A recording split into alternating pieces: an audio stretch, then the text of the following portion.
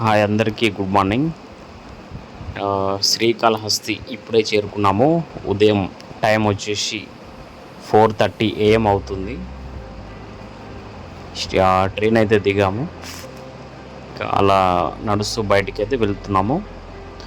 మనకు ఇప్పుడు ఈ శ్రీకాళహస్తి స్టేషన్ నుంచి టెంపుల్ అయితే మనకు 1.5 కిలోమీటర్స్ ఉంటుంది. మనకు స్టేషన్ బయటకు వచ్చినట్లయితే ఫ్రీ బస్ ఉంటుంది, మరియు ఆటోలు కూడా ఉంటాయి. ఆటోకి వచ్చేసి 20 రూపీస్ తీసుకుంటారు. మనకు ఒక 10-15 మినిట్స్లో టెంపుల్ దగ్గర అయితే రీచ్ అవుతాము. ఇది ఫ్రీ బస్ అన్నమాట, ఇప్పుడు బయట కనిపించేది. సో ఆటోకి అయితే మనం తొందర వెళ్ళిపోవచ్చు. సో ఇలా మేము ఆటోలో అయితే వెళ్ళాము. చాలా ఫాస్ట్గా తీసుకెళ్ళాడు ఇతనైతే. ఇక విషయంలోకి వెళ్ళినట్లయితే, ప్రాణమున్న శివలింగం ఎక్కడుంది, భక్తుని పాదాల చెంత కొలువైన ఆ దేవుడు ఎవరు, శివుని కోసం తన కంటిని చీల్చి ఇచ్చిన ఆ భక్తుడు ఎవరు, ఆంధ్రప్రదేశ్లో 40 కిలోమీటర్ల దూరంలో ఉన్న అద్భుతమైన క్షేత్రం శ్రీకాళహస్తి క్షేత్రం. స్వర్ణముఖి నది ఒడ్డున ఆ పరమశివుడు శ్రీ జ్ఞాన పరశురాంబ సమేత శ్రీకాళహస్తీశ్వర స్వామిగా కొలువై ఉన్నాడు. ఈ శ్రీకాళహస్తి అనే పదం 3 జీవుల నుండి వచ్చింది. పరమేశ్వరుడైన ఆ మహాశివుడు శ్రీకాళహస్తిలో అవతరించడానికి ఒక మహోత్తమైన కారణం ఉంది. పూర్వం మహాశివుడు బ్రహ్మదేవునికి కైలాసాన్ని సృష్టించమని ఆజ్ఞాపించాడు. పరమశివుని ఆజ్ఞతో కైలాసాన్ని సృష్టించడం మొదలుపెట్టారు. బ్రహ్మ కైలాసాన్ని నిర్మించే పనిలో ఉండి మధ్యలో తొందరపడి చేస్తుండగా కైలాసంలోని కొన్ని భాగాలు భూమిపైన పడ్డాయి. అందులో ఇక్కడ పడిన భాగమే దక్షిణ కైలాసంగా ప్రసిద్ధి చెందిందని చెబుతూ ఉంటారు. అలా ఈ దక్షిణ కైలాసంలో శ్రీకాళహస్తీశ్వరగా పంచగుహ లింగాలలో ఒకటైన వాయులింగంగా వెలిశారు. శ్రీకాళహస్తి అనే ఈ 3 జీవుల యొక్క ప్రాముఖ్యత ఉంది. ఈ ప్రపంచంలో పంచభూతాలను సూచిస్తూ 5 పంచభూత లింగాలున్నాయి. ఒకటోది పృథ్వీలింగం, ఏకాంబేశ్వరుడు కాశీలింగం. రెండవది జ్వలలింగం, జంబుకేశ్వరుడు తిరువనెక్కవలలు. మూడవది అగ్నిలింగం, అరుణాచలేశ్వరుడు తిరువనమలై. నాలుగవది వాయులింగం, శ్రీకాళహస్తీశ్వరుడు శ్రీకాళహస్తి. ఐదవది ఆకాశలింగం, నటరాజస్వామి చిదంబరం. వాయులింగానికి వాయుదేవుడు చాలా కాలం దీర్ఘ పూజ చేశాడు. వాయుదేవుని భక్తికి మెచ్చిన శివుడు 3 వరాలు ప్రసాదించాడు.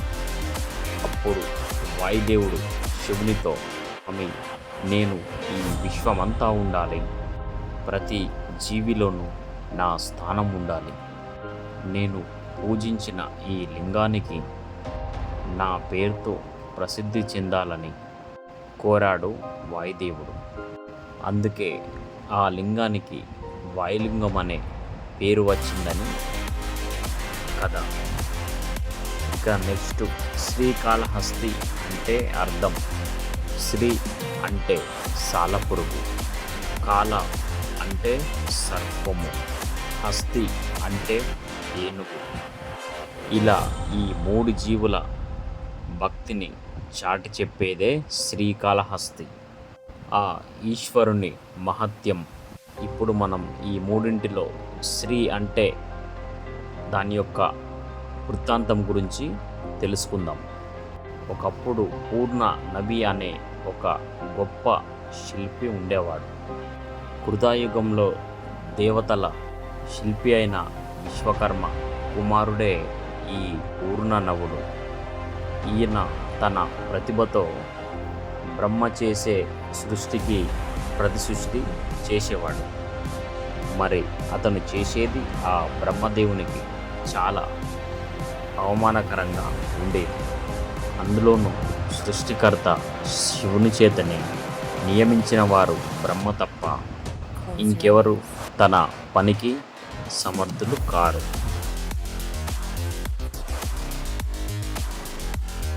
బ్రహ్మదేవునికి విపరీతమైన కోపం వచ్చింది. అప్పుడు ఆ బ్రహ్మదేవుడు, ఎవరు చేయవలసిన పని వారే చేయవలను, నువ్వు ఆ నియమాన్ని పాటించవలదు, అందువలన నువ్వు భూలోకంలో ఒక సాలెపురుగై జీవించు అని ఆ బ్రహ్మదేవుడు అతన్ని శపించాడు. అప్పుడు ఆ ఊరనవుడు ఆ బ్రహ్మదేవుణ్ణి పశ్చాత్తపడి క్షమించమని వేడుకున్నాడు. అప్పుడు ఆ బ్రహ్మదేవుడు అతని పశ్చాత్తాపానికి క్షమించి, నువ్వు దక్షిణ కైలాసంలో ఒక బిల్వవనంలో మారేడు చెట్టు ఆకుల చాటున నివాసముండు, అక్కడ వెలిసినటువంటి ఆ శివుణ్ణి పూజించు, ఆయన వలనే నీకు శాప విముక్తి లభిస్తుంది అని చెప్పారు ఆ బ్రహ్మదేవుడు. అలా ఆ బ్రహ్మదేవుని శాపానికి గురైన ఆ పూర్ణనవుడు శాలిపురుగై భూలోకంలో శ్రీకాళహస్తి దగ్గర బిల్వవనంలో జన్మించి కాలం గడుపుతోంది. ఆ శాలపురుగు రోజు అక్కడ ఉన్నటువంటి ఆ స్వర్ణముఖి నదిలో స్నానం చేసి ఆ శివలింగానికి పూజ చేసేది. పూర్వజన్మలో మహాశిల్పైన ఆ ఊర్ణనవుడు ఆ శివుని లింగానికి ఎండ తగలకుండా శివుని చుట్టూ ఒక శాలగూడ నిర్మించేది. ఒకనాడు శివుడు ఆ శాలపురుగును పరీక్షించి ఆ పరమేశ్వరుడు తన చింతలో ఉన్న ప్రమిదని దీపాన్ని అధికంగా పెంచసాగాడు. అది చూసిన ఆ శాలపురుగు కంగారుగా ఆ దీపాన్ని మింగాలని ప్రయత్నించింది. అప్పుడు ఆ శాలపురుగు భక్తికి మెచ్చిన ఆ పరమేశ్వరుడు, నీకు ఏం వరం కావాలో కోరుకో అని చెప్పాడు. దానికి ఆ శాలపురుగు, స్వామి, నాకు నీ దర్శనం చాలు, నాకు ముక్తిని ప్రసాదించు అని అడిగింది. తన మాటలకు ఆ మహాశివుడు ప్రసన్నుడై, నీవు పూజించిన ఈ క్షేత్రానికి శ్రీ అనే పదం శాశ్వతంగా ఉంటుంది అని వరం ప్రసాదించాడు ఆ పరమేశ్వరుడు. ఇప్పుడు కాల అంటే దాని యొక్క వృత్తాంతం విందాం. కాల అంటే సర్పం. ఆ పరమేశ్వరుడికి తన మెడలో ఉన్నటువంటి నాగాభరణం అంటే చాలా ప్రీతి. ఒకనాడు దేవతలందరూ ఆ పరమశివుడిని దర్శించడానికి కైలాసం వచ్చారు. అప్పుడు ఆ శివుని మెడలో ఉన్న ఆ సర్పము తన భార్యను చూడడానికి పాతాళానికి వెళ్ళి ఆలస్యంగా వచ్చింది. శివుడు తన ఆభరణాలన్నీ సరిచేస్తుండగా సర్పం మాత్రం ఇంకా కనిపించలేదు. దానికి ఆగ్రహించిన ఆ శివుడు ఆ సర్పాన్ని, నీవు నీ కర్తవ్యాన్ని మర్చిపోయావు, నీ ధర్మాన్ని వదిలిపెట్టావు, అందువలన నీవు ఇక్కడ ఉండడానికి తగినవాడవి కాదు అని భూలోకానికి పొమ్ము శపించారు ఆ పరమేశ్వరుడు. మళ్ళీ ఆ సర్పం ఆ శివుణ్ణి ప్రార్థించగా, నీవు భూలోకానికి పొమ్ము, అక్కడ నీకు గజరాజు యుద్ధం జరుగుతుంది, అప్పుడు నీకు ముక్తి ప్రసాదిస్తాను అని చెప్పాడు ఆ మహాశివుడు. ఇలా శివుని ఆజ్ఞను పాటించి భూలోకంలో దక్షిణ కైలాసం చేరుకొని ప్రతిరోజు స్వర్ణముఖి నదిలో స్నానం చేస్తూ ప్రతిరోజు ఆ పరమశివుని పూజించి విలువైన మణులను ఆ శివునికి సమర్పించేది. తర్వాత ఆ దేవుని చుట్టూ ఉండే ఆ సాలగూడును తుడిచి లింగానికి ఎండ తగలకుండా తన పడగ విప్పి ఆ పరమేశ్వరునికి నీడ పట్టేది. ఇక తరువాతి హస్తి వృత్తాంతం గురించి చూసినట్లయితే, పూర్వం ఒక హస్తి అనే శివకింకరుడు ఉండేవాడు. ఒకనాడు కైలాసానికి ద్వారపాలకులు వద్దు అని చెప్పినా వినకుండా హస్తి కైలాసంలో ఏకాంతంగా ఉన్న శివపార్వతుల స్థలానికి ప్రవేశించాడు. అందుకు ఆగ్రహించిన ఆ పార్వతీదేవి హస్తిని, నీవు భూలోకంలో ఒక ఏనుగుగా జన్మించు అని శపించింది అతన్ని. అప్పుడు ఆ హస్తి బాధపడి ఎంతగానో క్షమించమని అడగగా, అప్పుడు ఆ పార్వతీదేవి మాత శాంతించి, నీవు భూలోకంలోని దక్షిణ కైలాసంలో అక్కడ ఉన్న ఆ పరమశివుణ్ణి పూజించు, ఆయనే నీకు ముక్తిని ప్రసాదిస్తాడు అని చెప్పింది ఆ పార్వతీదేవి. ఇలా భూలోకంలో అడుగుపెట్టి హస్తి ప్రతిరోజు ఆ పరమేశ్వరుణ్ణి పూజించేది. ఈ 3 మూగజీవులు పూజ చేస్తున్నట్టు ఒకరినొకరికి తెలియక ఇలా పూజలు చేస్తుండేవి. కానీ అక్కడున్నటువంటి పూజా ద్రవ్యాలు మారుతుండడంతో అనుమానం వచ్చింది వాటికి.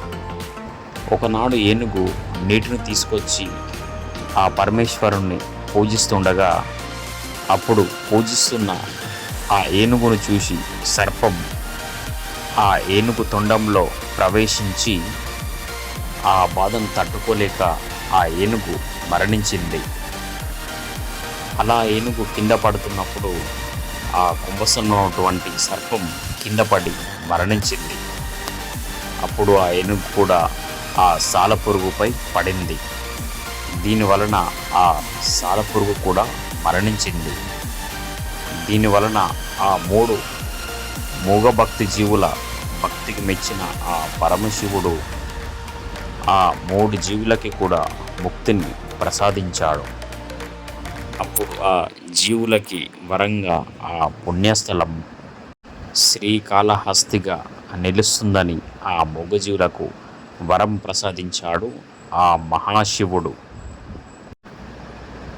ఇక మనం ఇప్పటికీ ఆ లింగాన్ని పరిశీలించినట్లయితే, కింద భాగంలో ఆ ఏనుగు దంతాలు, మధ్యలో సర్పము, కింద భాగంలో సాలగొడుగు ఉంటుంది.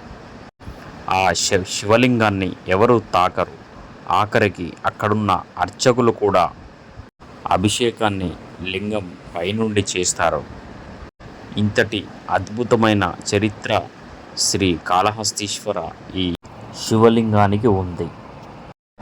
సో ఇది నేను తెలుసుకున్న చరిత్ర శ్రీకాళహస్తి యొక్క.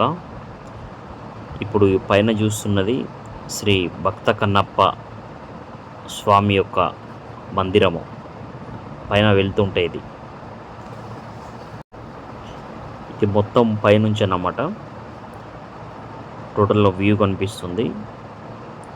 ఇది సగం వరకు స్టెప్స్ ఎక్కినట్లయితే ఇక్కడ నుంచి కనిపిస్తుంది. కింద దూరంలో కనిపించేది 2 టెంపుల్లో, ఒకటి శివుని టెంపుల్, ఒకటి శ్రీ జ్ఞాన ప్రసరంబాదేవి మందిరము.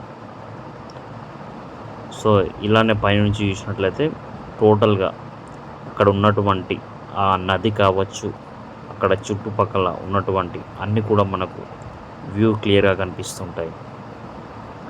సో ఇలా భక్త కన్నప్ప దర్శనం పూర్తి చేసుకొని కిందికైతే వెళ్తున్నాము.